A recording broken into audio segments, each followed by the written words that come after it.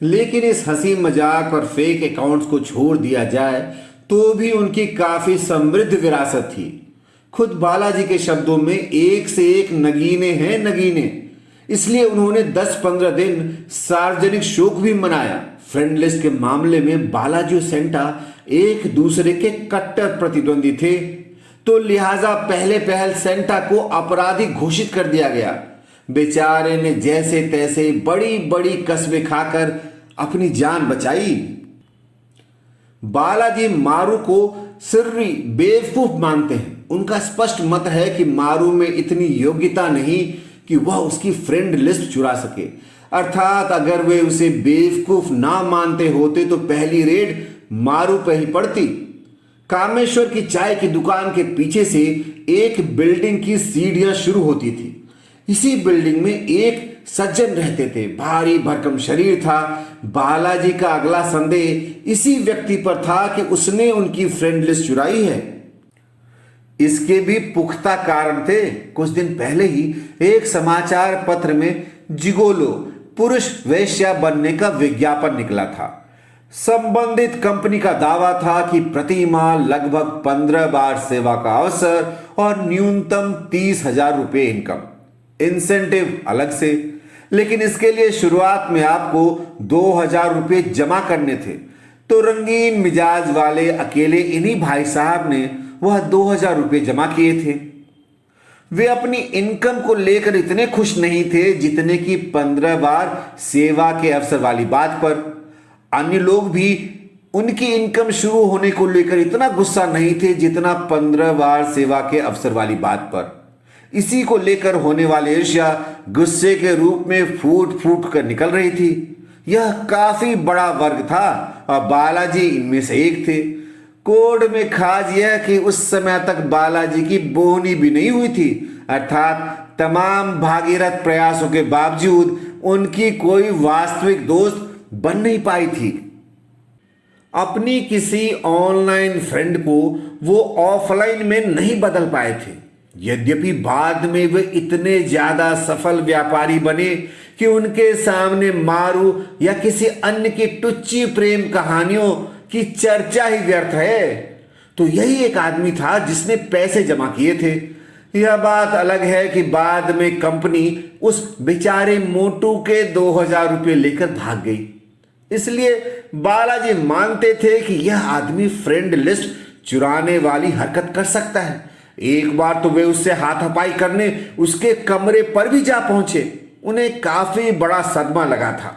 यद्यपि friend list के चुराए जाने से उनकी हताशा और दुख बेबुनियाद नहीं था। आइए समझते हैं कैसे। उस रोज रात के 9:30 बज चुके थे। बालाजी और मारू एक साइबर कैफे में थे। बालाजी याहू मैसेंजर पर एक लड़की को फ्रेंड बनाना चाहते थे, जबकि साइबर कैफे का मालिक बार बार जल्दी जाने की और कैफे बंद करने की चेतावनी दे रहा था। पर इधर बालाजी तेज गति से टाइप किए जा रहे थे, जबकि मारू उनके पास ही बैठा बालाजी की चैट का आनंद ले रहा था। प्लीज यार, तुम मुझे अपना दोस्त बना लो, बालाजी ने कीबोर्ड से टाइप किया। देखो साला कैसे गिड़गिड़ा रहा है, तूने लजा दिया यार, मारू ने कहा। तू चुप कर, बालाजी बोले। तब तक स्क्रीन पर लड़की का टाइप किया हुआ नजर आया। नहीं, पहले तुम फ्रेंड रिक्वेस्ट भेजो, लड़की ने जवाब दिया। कई बार फ्रेंड रिक्वेस्ट भेज चुका हूं, पर शायद नेटवर्क की समस्या है, बालाजी ने स्पष्ट किया। सर, कंप्यूटर जल्दी से स्विच ऑफ कर दीजिए, मुझे दुकान बंद करके घर जाना है, कैफे वाले ने व्यग्रता से कहा। अरे रुक जाओ यार, बस थोड़ी देर, बालाजी ने विनय पूर्वक जवाब दिया। बालाजी ने फिर टाइप किया। यार मेरी बात मान लो, फ्रेंड रिक्वेस्ट तो मैं कल भी भेज दूंगा, अभी तुम मुझे अपना दोस्त बना लो। No friend request, no friend. लड़की ने बेरहमी से बालाजी पर गाज गिराई। छोड़ न यार, अब चलते हैं, मारू ने बालाजी से कहा। शांति से बैठा रहे, जवाब देते देते बालाजी ने लड़की से फिर रिक्वेस्ट की, पर लड़की नहीं मानी। इधर कैफे वाला भी सिर पर आकर खड़ा हो गया। मारू भी लगातार वापस चलने का अनुरोध कर रहा था। अंततः बालाजी को उठना ही पड़ा। हारे हुए जुआरी की तरह बालाजी मारू के साथ कैफे से बाहर आए। तू चल यार, मैं आता हूं, बालाजी ने मारू से कहा।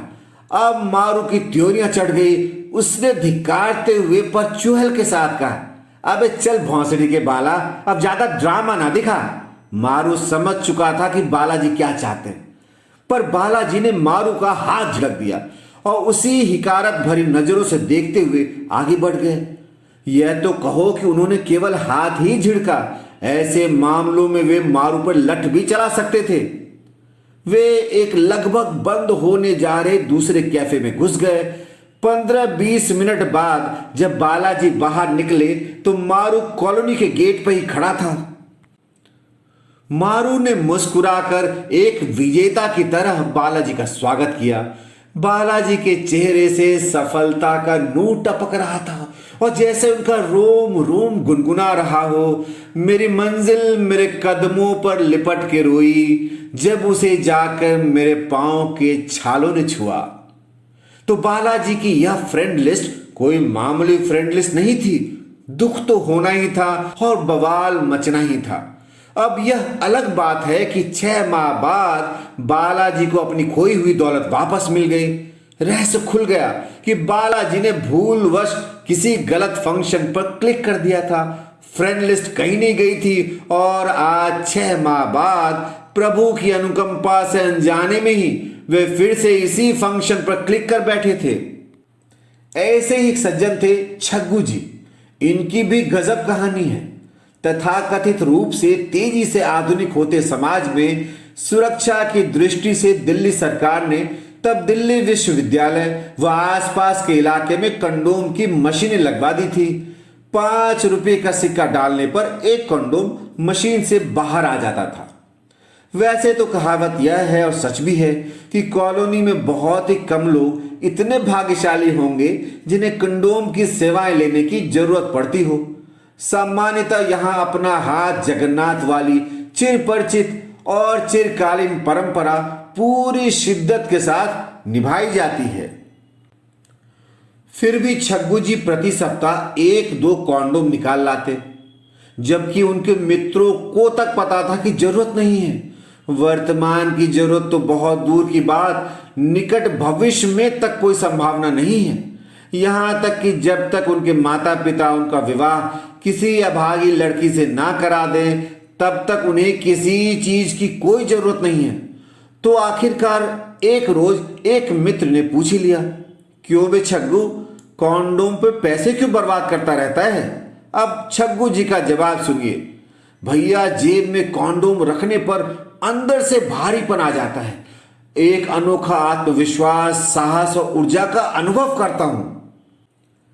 मित्र भौचक्का रह गया और कुछ पल खामोश रहने के बाद बोला, भौंसड़ी के छग्गू, पगला गया है का? इन्हीं महान छग्गू जी के एक मित्र थे ओछे ताऊ। ओछे ताऊ की हरकतें भी कम ओछी ना थी। अपने देश में शरीर से कमजोर व्यक्ति को लोग पहलवान बोल देते हैं, गरीब व्यक्ति को सेठ जी कहने लगते हैं। इसी प्रकार उनके नाम के आगे ताऊ विशेषण लगा दिया गया। वे अपनी उम्र के विपरीत एकदम बचकाने से दिखते थे और इसलिए भरी जवानी में ताऊ कहे जाने लगे। एक बार उन्हें लोन देने के लिए किसी फाइनेंस बैंक का प्रमोशनल मेल प्राप्त हुआ। वे गर्व से बोले, भाई मैं बड़ा आदमी हूं, भले ही अभी मेरी नौकरी नहीं लगी है, पर दुनिया को पता है कि मैं बड़ा आदमी हूं, तभी तो वो मुझे लोन देना चाहते हैं। वे इस बात पर भी खुश हो जाते जबकि पीसी ज्वेलर्स का प्रमोशनल एसएमएस उन्हें प्राप्त होता था। यह वह समय था जबकि ऐसे मेल एसएमएस लोगों के पास आना शुरू ही हुए थे। तत्वज्ञानियों ने समझाया कि ताऊ ऐसा कुछ नहीं है, ऐसे मेल तो किसी के पास भी आ सकते हैं, ये प्रमोशनल मेल होते हैं। पर वो ताऊ नहीं माने। एक रोज उनको साक्षात उदाहरण दिखाया गया, तब कहीं जाकर उन्हें अपनी लघुता का एहसास हुआ और ऐसा एहसास हुआ कि वे बड़ा शब्द से ही चिढ़ने लगे। मसलन बड़ी महफिलों में जाना छोड़ दिया, बड़े ग्लास में चाय पीना बंद कर दिया, बड़ी बड़ी बातें करना कम कर दिया, बड़ी उम्र की भाभियों को देखना बंद कर दिया और तो और बड़े फार्म भरना भी छोड़ दिया। तो कॉलोनी में आपको तरह तरह के लोग मिलेंगे, लेकिन सभी तरह के लोगों की आंखों में सपने हैं।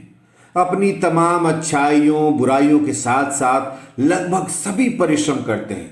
बालाजी, छग्गू जी या ओछे ताऊ भी अपवाद नहीं है। ज्यादातर लोग ऐसे हैं जो अध्ययन में कोई कोर कसर नहीं छोड़ते, लेकिन फिर भी बार बार असफल हुए लोग यहां कम नहीं हैं। वर्तमान भारत के समाज में प्रतियोगिता का स्तर बहुत ऊंचा हो चुका है। एक एक सीट पर हजार हजार लोग दावेदार हैं। शायद इसलिए कुछ योग्य लोग भी बार बार असफल हो जाते हैं। कारण अन्य भी हैं। साल दर साल बीतते चले जाते हैं और फिर भी व्यक्ति को कामयाबी नहीं मिल पाती। इनके कंपटीशन भी बड़े बड़े हैं और इसलिए कीमत भी बड़ी बड़ी चुकानी पड़ती है। कॉलोनी की एक और अन्यतम विशेषता है, बल्कि यूं कहिए कि परंपरा भी है और खासियत भी। बकचोदी या अड्डेबाजी यहाँ की सबसे खूबसूरत व संभावनाशील तकनीकी है। इस टेक्नोलॉजी का जन्म एक तो मानव स्वभाव के चलते हुआ है और दूसरे समय की डिमांड व जरूरत भी है। बकचोदी आवश्यकता आविष्कार की जननी है। क्रिश्चियन कॉलोनी के संबंध में बकचोदी वह आविष्कार है जो तमाम प्रतिकूलताओं के बाद भी बंदे को लड़ने की ऊर्जा देती है। यह बकचोदी ही है जिसके चलते कठोर परिश्रम करने के बावजूद बार बार फेल हुए लोग भी खुश रह पाते हैं। खुरापाती लोगों की भी कमी नहीं है। कुछ ना कुछ खुरापात चलती ही रहती है। लड़के अपने अपने कमरों में जमकर पढ़ाई करते हैं और कमरे से बाहर आते ही किसी ना किसी खुरापात या बकचोदी की टीम का हिस्सा बन जाते हैं। कई अड्डे हैं। पूरी कॉलोनी में कई जगह लोगों के झुंड देखे जा सकते हैं। सुनील की चाय की दुकान के बराबर में, कामेश्वर की चाय की दुकान के सामने, मामू की चाय की दुकान पर बैठकर चाय का आनंद लेते हुए, मेट्रो बिल्डिंग के सामने, और सबसे महत्वपूर्ण अड्डा था कॉलोनी के बाहर परवीन की दुकान के सामने का ऐतिहासिक पेड़, जहां पर अक्सर खड़े होकर ये लोग घंटों बात करते हैं। देश दुनिया की, प्रशासन और राजनीति की, अपनी व एक दूसरे की बातें करते हैं। और इन बातों में एक बेहद महत्वपूर्ण नाम है कॉलोनी के नारद मुनि अर्थात बनारसी बाबू का। उनकी सबसे बड़ी खासियत यह है कि वे साधारण घटना का वर्णन इस तरह से कर सकते हैं कि आप बिना हंसे न रह पाएंगे।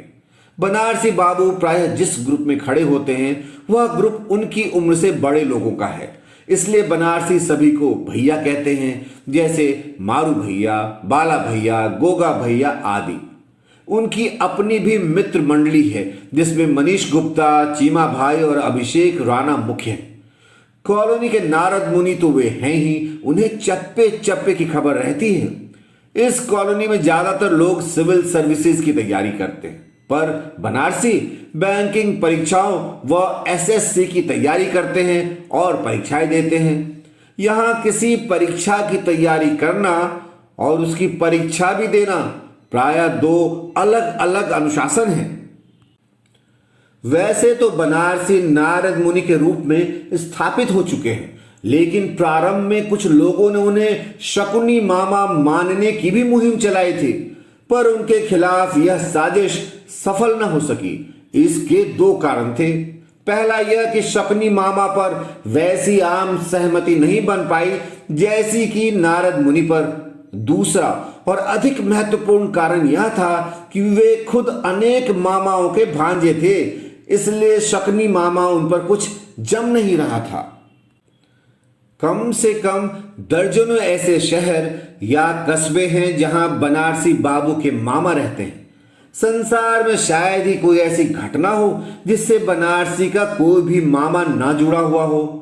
उनके मामाओं की संख्या इतनी अधिक है कि मामाओं की संख्या के मामले में बनारसी बाबू का नाम सरलता से Guinness book of world records में डाला जा सकता है। यह तो गनीमत है कि उन्होंने कभी अप्लाई नहीं किया, वरना कॉलोनी को एक वर्ल्ड रिकॉर्ड तो मिल ही जाता। बनारसी नहीं बताया कि बाला भैया जब HT देखते देखते थक जाते हैं तो नीचे आकर किसी अखबार की दुकान पर खड़े हो जाते हैं और अन्य अखबारों के रंगीन पेजों को काफी देर तक देखते रहते हैं।